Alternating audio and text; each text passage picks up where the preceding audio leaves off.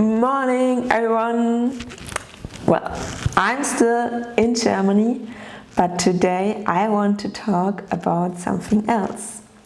About my work I did when I was in Australia. So the last time when I was in Australia, which was in 2020. And over there I worked in a reforestation project. So I did some seed collecting. And I was working in Leonora, which is about, pretty much 9 hours drive from Perth. And I worked there for about 2 months. And yes, I want to give you some insights now about this job. In Australia, specific in Western Australia, there are many mines, for example for gold mining. And at one point, those mines, they shut down. And maybe you can imagine that they leave, especially the open mines, they leave a huge black dead spot in the landscape. And this dead black spot will remain for decades. Because you can imagine that during the mining process, the soil from underneath get lifted up on the surface, on top, and they just leave it there. And so the whole soil is mixed, and the whole ecosystem which was there is mixed up now. So I don't want to say it's destroyed. Now it's just a really a completely other ecosystem which is there. And to get the ecosystem to the same system which was there before, it would take a huge amount of time. And so the Australian law decided that every mining company is responsible to rehabilitate this area where it was where the mining company did some mining. So that means to get some life faster back, to plant some trees, some shrubs which are native, but this is a bit another issue, and as well to get this whole process faster of the regrowing. Because not only because of a landscape issue, that it doesn't look just dead and like a black spot in the landscape, is as well about the protection of the nature for us humans. So there's erosion protection if there are more plants around, and other environmental service system, eco-service systems from this area when it's rehabilitated in a proper way. So they just decided that people should do that, or that the mining company is responsible to get people to do this. And I was helping for a few months. So what I actually did was just being in the Outback, going through the bush, collecting seeds from native shrubs and trees, and then taking them to to this home where I stayed, and do some cleaning, and then we sold the seeds to the mining company. And then they the whole planting part, I was not involved there, but in the other part, and I want to give you some insights from there and tell about my experience. So, let's start.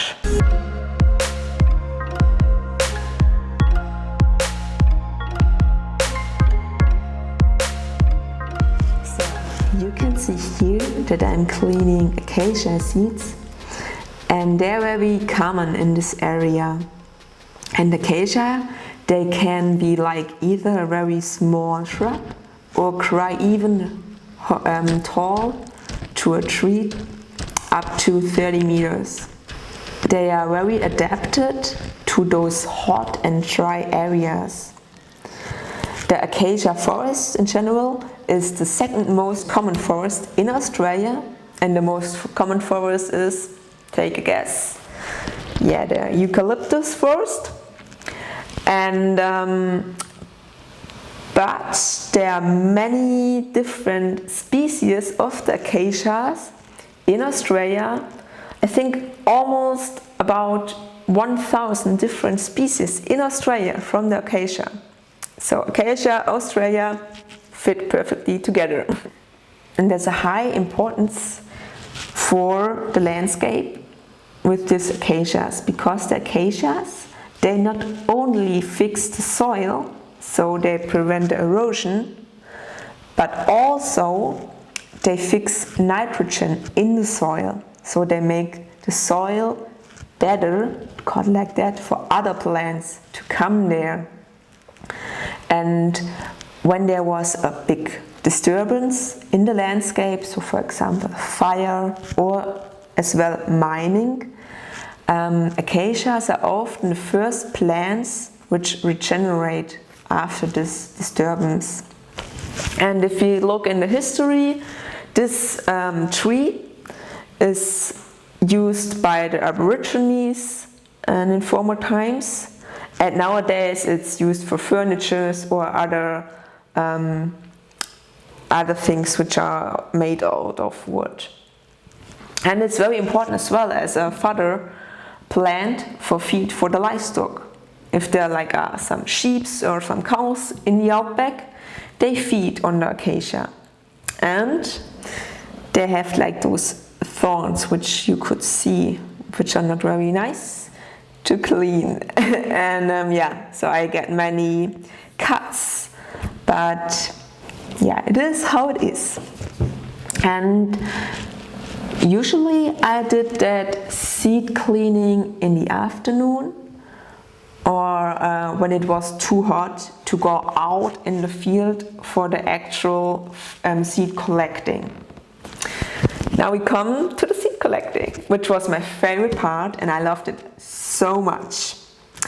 First we were driving out in the outback, and we were searching for shrubs and trees with mature seeds, so seeds we could collect and yeah, was ready to grow, to call it like this. And every time it was so beautiful, and I enjoyed every second of this drive in the outback on the road. And when we left the main road and we went off-road, I jumped on the truck, on top of the truck, and was standing there and seek out for the shrubs and trees with the seed, and I enjoyed my life to the fullest. It was so cool. It was just amazing to be there. This shin protection I'm wearing was very important for me, not only because of the plants, many of them that defend themselves with thorns, as well it was a bit of protection in the case I would oversee like something on the ground, like for example a snake or anything. So I was a bit protected for, yeah, you never know. It's better than just with like shorts.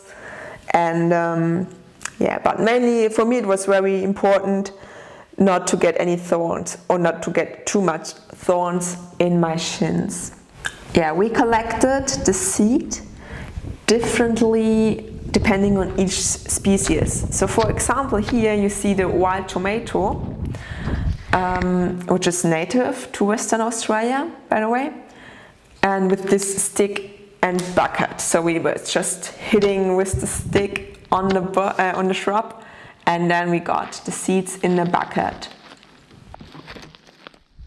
So if you were wondering why I'm wearing this head net, in the outback there are so many flies, I can tell, it's insane. And without this net I would freak out, like especially at work when you can't just take your hand all the time with like around your head and just shush shush. And it was very necessary for me.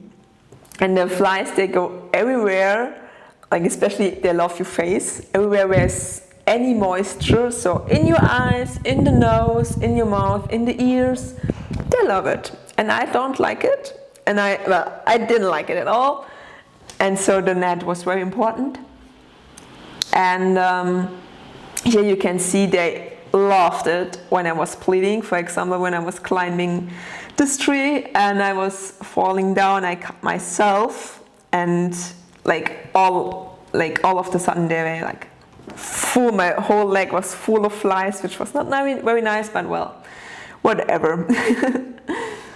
And talking about native animals, every trip was a full adventure for me. And here you can see where my boss led me to an eagle nest.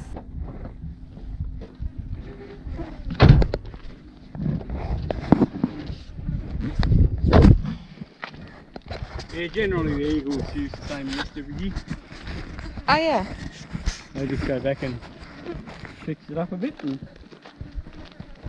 or I'll see, even sometimes they've got a couple of nests, so we use one every couple of years. Oh, nice. I don't know, there are more flies in my fly net than... Okay. Yeah, I had a few there for a while before lunch, and then I think I've got all mine out now. Yeah, the trouble is you've got to be careful they're not sitting on your head when you put your fly net on. Yeah, I think maybe they're sitting in my hair or something. Yeah. I know a solution to that. Ah, no. Even without telling, I don't like the solution. Yeah.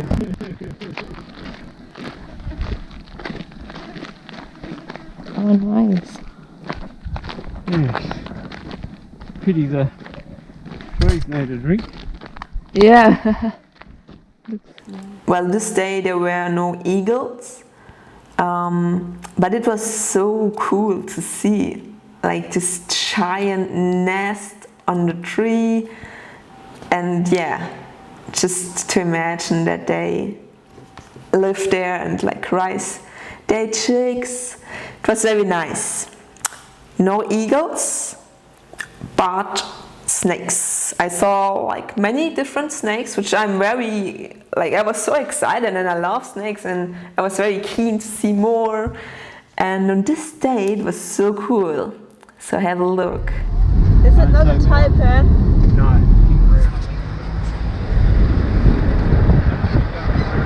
Yeah, I don't leave the car.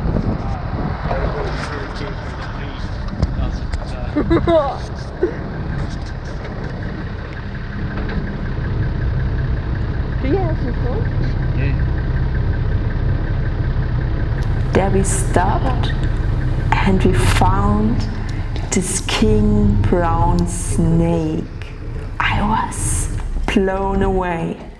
It's actually a highly venomous snake and native to northern, western and central Australia. Quick!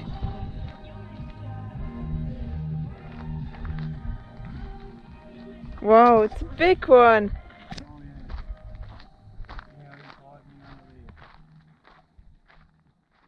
It was so cool to see the snake. And here there's another one, which I was very excited. Look at this moment when we were driving on the road and we found that giant sand guana, Bungara, called as well, and it was just next to the street.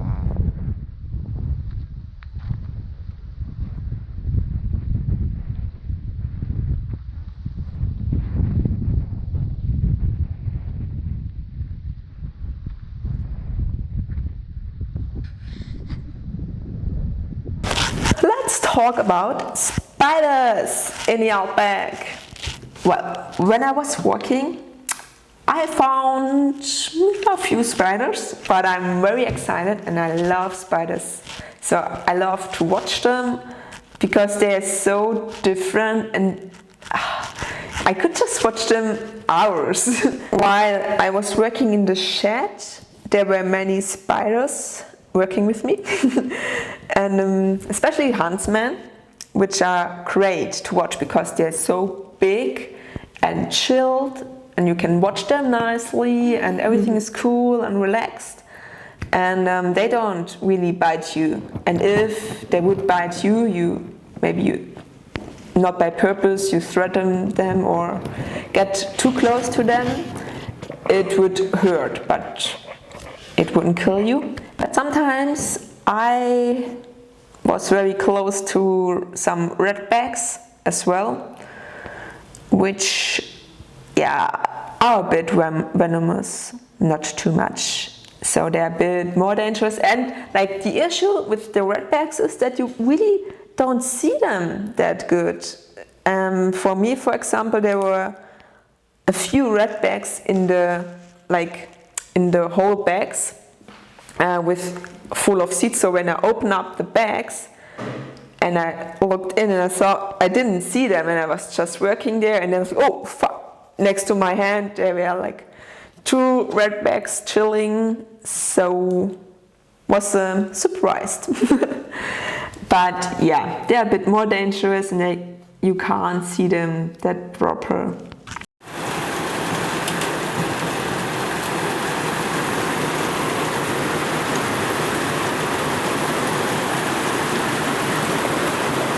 Bleibst du drin? Komm. Raus oder rein? Ui, ui, ui. Ja komm, Shadow, hopp.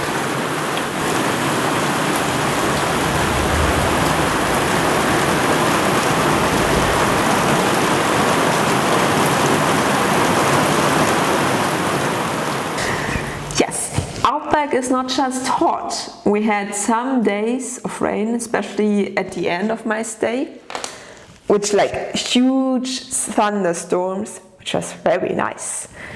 And like maybe 1 or 2 days of full stormy weather and rain.